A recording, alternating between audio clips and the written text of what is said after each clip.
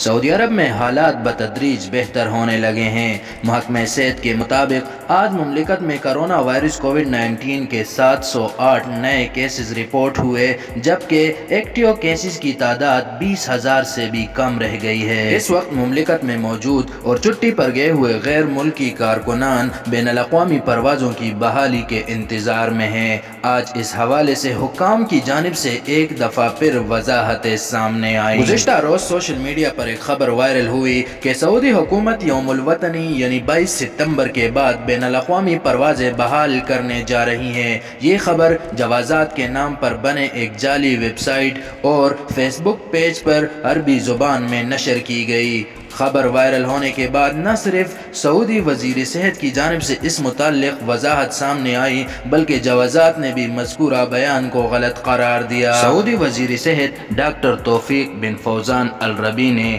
الاخباریہ channel کو interview دیتے ہوئے کہا کہ بین الاقوامی پروازوں کی بحالی کرونا وائرس کے پھیلاؤ پر منحصر ہے۔ سعودی وزیر کے مطابق جب تک کیسز ہے صورتحال کا جائزہ لیا جائے گا۔ دوسری جانب سعودی محکمہ پاسپورٹ جوازات کی جانب سے یوم الوطنی یا سعودی نیشنل ڈے کے بعد بین الاقوامی پروازوں کی بحالی کے حوالے سے وائرل خبر پر بھی رد عمل ظاہر کیا گیا۔ جوازات کے مطابق مذکورہ خبر بے بنیاد ہے۔ تمام تر خبروں اور اپڈیٹس کے لیے جوازات کے سرکاری یا آفیشیل ذرائع پر اعتبار کیا جائے۔ تاہم اچھی خبر یہ ہے کہ نجی ایئر لائن فلائناس نے سوڈان سے تعلیمی عملہ یعنی طلبہ، اساتذہ اور ان کے گھریلو اور خاص ملازمین کو مملکت واپس لانے کا اعلان کر دیا ہے، جس کے لیے شرائط کرونا وائرس کا ٹیسٹ اور چھٹی ختم نہ ہونا ہے۔ یاد رہے کہ طبی عملے کو سعودی عرب نے پہلے ہی تمام ممالک سے کچھ شرائط کے ساتھ مملکت میں داخلے کی اجازت دے رکھی ہے۔